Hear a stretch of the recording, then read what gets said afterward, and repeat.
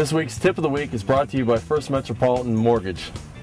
We're going to show you today a little bit about how to put a rubber worm on.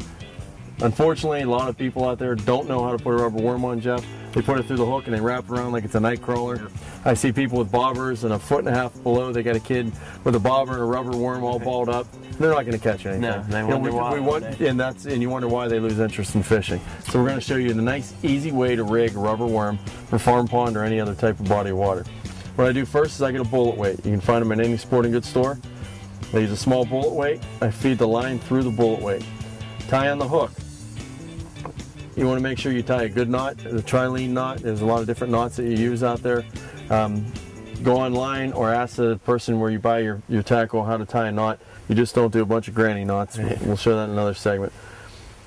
Tie on the hook. Then you take your rubber worm. Any rubber worm will do, any salamander, anything that resembles something like this. You put it right into the head of the rubber worm. Just put it in just a little bit, and then you turn it. And when you turn it, you've got about 1/4 of an inch into the hook. You feed it around the hook,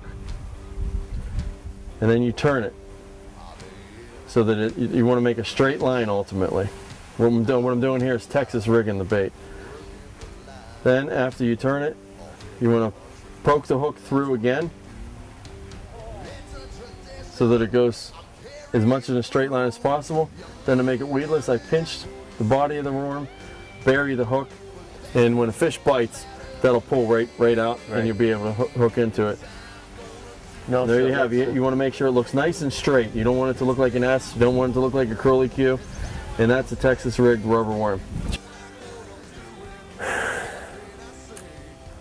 give the fish a little rest here.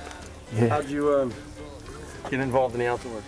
My uncle, who I brought fishing with me today, he played a big part. And as we were little kids growing up, always took us to the local lakes and streams and stuff, and taught us how to fish, and it was just a ton of fun, man. I had a blast, and I haven't put the fishing pole down since. Well, you come from a hunting family in southwestern Pennsylvania, right?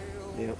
Big tradition down in southwestern PA with hunting. Big time. I mean, you grow up, you come out of the womb with the rifle in your hand, I believe, down there. So, yeah, it's always been a part of the family, and just growing up the entire time, you're with one member, or I got 2 brothers that I'm always with hunting, or even your lovely wife now. You were just my wife, the other day. She outfished me. We were on the Youghiogheny River. I can't believe I said that on TV and actually admitted it, but she did outfish me, and we were just floating down the Youghiogheny River, and she hammered him. I got to give it to her. She did a good job. Great.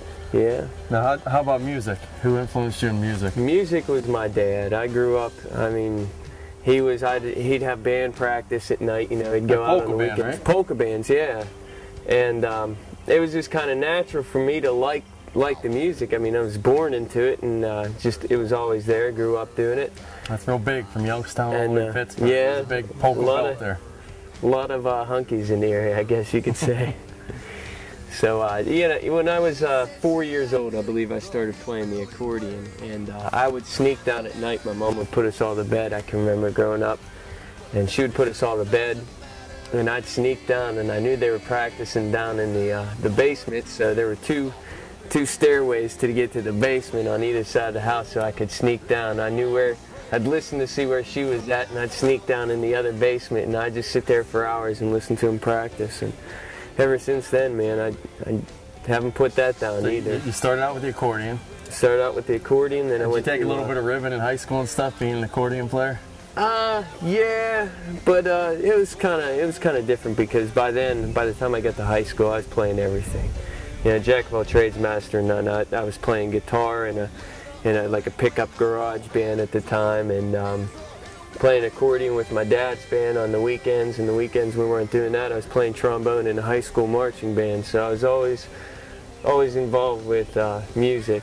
And then after all that went to the wayside, after the high school band season, you'd wake up Saturday mornings. My hunting schedule was, you'd do your archery in the morning, and then by I think 11 o'clock we had to be down at the field, so I'd head down and hurry up, get a shower, head out in the woods, get a shower, and down to the field for the halftime show. with the marching band and come back home, shower and descent and back out into the woods for the evening. So that's how I lived in the fall. So it always kept me entertained, and I always had a blast doing it. The Outdoor Icon Show is brought to you by Doc's Deer Sense.